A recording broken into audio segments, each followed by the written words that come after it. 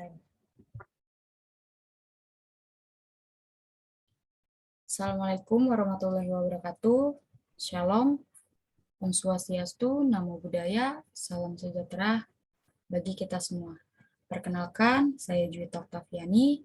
Di sini saya akan memaparkan materi tentang litigasi, pidana, dan peradilan pidana. Apa itu litigasi dan non-litigasi? Litigasi adalah penyelesaian perkara sengketa melalui proses berperkara melalui pengadilan. Kedua belah pihak yang berperkara harus menyelesaikannya di dalam pengadilan. Sedangkan non-litigasi itu sendiri yaitu penyelesaian sengketa yang dilakukan menggunakan cara-cara yang ada di luar pengadilan atau menggunakan lembaga alternatif penyelesaian sengketa.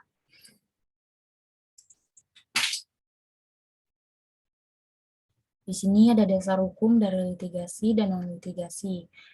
Dasar hukum yang mengatur tentang litigasi ialah Peraturan Pemerintah Nomor 42 Tahun 2013 tentang syarat dan tata cara pemberian bantuan hukum dan penyaluran dana bantuan hukum. Ada di pasal 1 ayat 8 dan 9. Ayat 8 mengatakan bahwa litigasi adalah proses penanganan perkara hukum yang dilakukan melalui jalur pengadilan untuk menyelesaikannya. Kemudian di ayat 9 mengatakan non-litigasi adalah proses penanganan perkara yang dilakukan di luar jalur pengadilan untuk menyelesaikannya, seperti adanya mediasi di kedua belah pihak dalam menyelesaikan suatu perkaranya tersebut.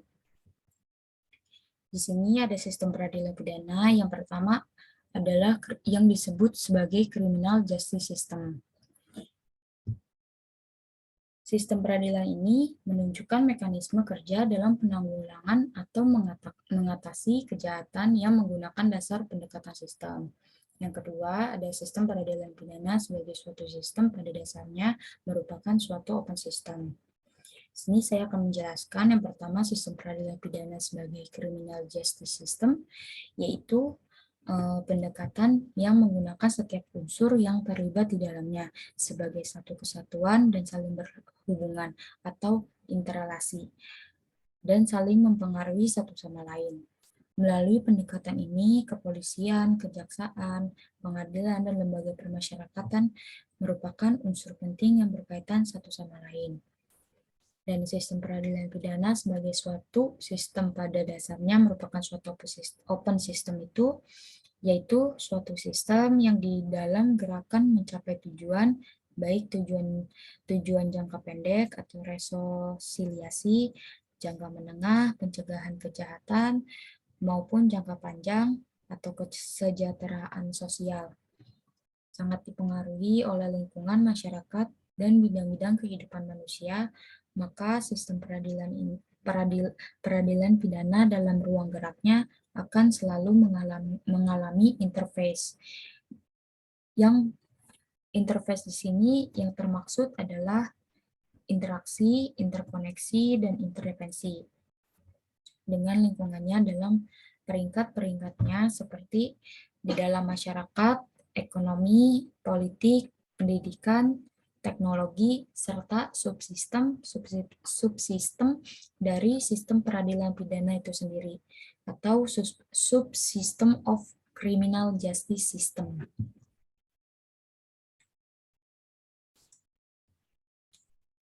Selanjutnya itu ada asas-asas peradilan pidana. Di sini ada 7 asas. Yang pertama ada asas peradilan cepat, sederhana, dan biaya ringan. Yang kedua asas praduga tak bersalah. Ketiga asas oportunitas. Keempat asas pemeriksaan pengadilan terbuka untuk umum. Kelima, asas semua orang diperlakukan sama di hadapan hukum. Keenam, asas tersangka atau terdakwa berhak untuk menerima bantuan hukum. Dan yang terakhir, ketujuh, asas pemeriksaan hakim yang langsung dan lisan. Saya akan menjelaskan asas di poin pertama, yaitu asas peradilan cepat, sederhana, dan biaya ringan. Asas ini menghendaki proses pemeriksaan tidak berbelit-belit dan untuk melindungi hak tersangka guna mendapatkan pemeriksaan dengan cepat agar segera didapatkan kepastian hukum. Yang kedua, ada asas praduga tak bersalah. diartikan sebagai ketentuan yang menganggap seseorang yang menjalani proses pemidanaan tetap tidak bersalah sehingga harus dihormati hak-haknya sebagai warga negara sampai ada putusan dari pengadilan negeri yang menyatakan kesalahannya. Yang poin ketiga ada asas oportunitas. Menurut Profesor Dr. Andi Hamzah, dalam Kamus Hukum menyatakan asas oportunitas adalah asas hukum yang memberikan wewenang kepada penuntut umum untuk menuntut atau tidak menuntut demi kepentingan umum dengan syarat atau tanpa syarat seseorang atau korporasi yang telah mewujudkan delik. Kemudian ada asas pemeriksaan pengadilan terbuka untuk umum, yaitu dalam perkara pidana, persidangan yang terbuka untuk umum pada dasarnya adalah hak terdakwa, yakni hak untuk diadili di sidang pengadilan yang terbuka untuk umum. Di dalam pasal 153 ayat 3 KUHP, Kitab Undang-Undang Hukum Acara Pidana, yaitu untuk keperluan pemeriksaan hakim sidang membuka sidang tersebut dengan menyatakan terbuka untuk umum, kecuali dalam perkara mengenai kesusilaan atau terdakwanya adalah seorang anak-anak. Kemudian ada asas tersangka atau terdakwa berhak untuk menerima bantuan hukum berdasarkan Undang-Undang Nomor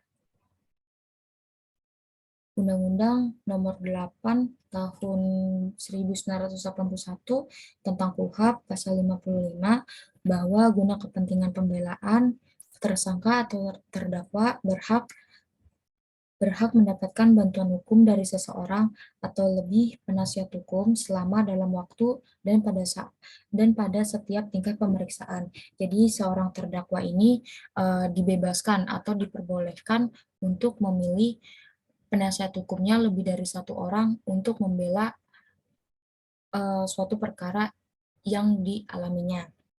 Yang poin terakhir itu ada asas pemeriksaan hakim yang langsung dan lisan. Artinya dalam acara pemeriksaan pengadilan, pemeriksaan dilakukan oleh hakim secara langsung kepada si terdakwa atau si saksi. Ini berbeda dengan acara perdata yang dimana tergugat dapat diwakili oleh kuasa hukumnya.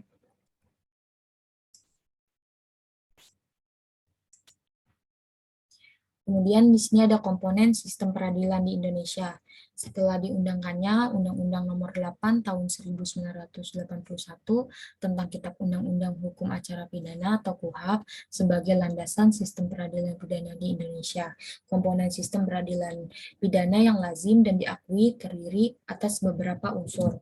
Yang pertama itu ada unsur dari kepolisian, kedua kejaksaan, ketiga pengadilan, keempat lembaga permasyarakatan, dan yang terakhir ada advokat.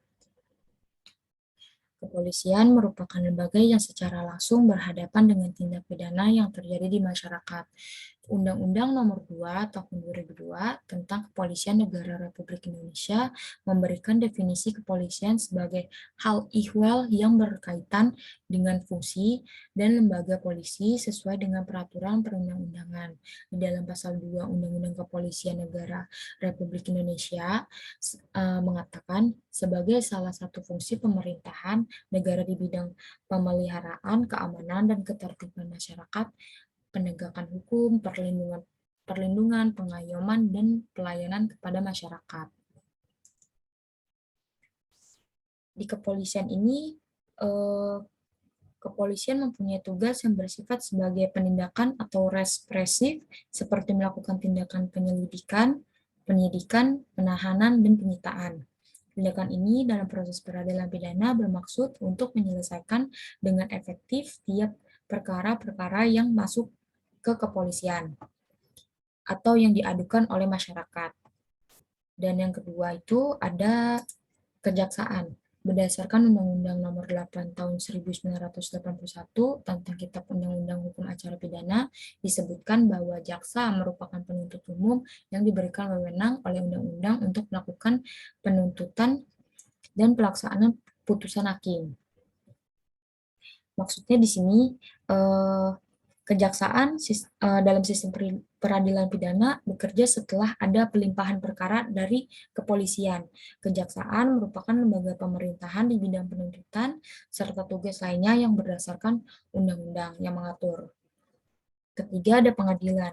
Pengadilan merupakan tempat berlangsungnya proses peradilan, sedangkan kewenangannya mengadakan pengadilan itu sendiri berada di tangan kehakiman. Pengadilan juga memiliki tugas, yaitu menerima, memeriksa, mengadili, dan menyelesaikan perkara yang diajukan kepadanya. Tugas ini meliputi pengadilan negeri, pengadilan tinggi, dan Mahkamah Agung. Selain itu, pengadilan berkewajiban juga untuk membantu pencari keadilan serta berkewajiban untuk mewujudkan suatu peradilan yang sederhana, cepat, dan biaya ringan sesuai dengan asas peradilan tadi. Kemudian ada lembaga permasyarakatan. Di sini merupakan lembaga terakhir yang berperan dalam proses peradilan pidana. Lembaga permasyarakatan di sini sebagai tahapan terakhir dari proses peradilan pidana. Lembaga permasyarakatan mengemban harapan dan tujuan dari sistem peradilan pidana yang diantaranya berusaha agar pelaku tindak pidana tidak lagi mengulangi tindak pidana yang pernah dilakukannya. Di sini lembaga permasyarakatan yang dimaksud adalah lapas. Dan yang terakhir ada advokat. Advokat adalah orang yang berprofesi memberikan jasa hukum baik di dalam pengadilan maupun di luar pengadilan yang memenuhi persyaratan berdasarkan ketentuan undang-undang itu tersendiri. Terima kasih. Sekian pemaparan yang saya berikan. Assalamualaikum warahmatullahi wabarakatuh. Shalom, Om Swastiastu, Namo Buddhaya, Salam Sejahtera untuk kita semua.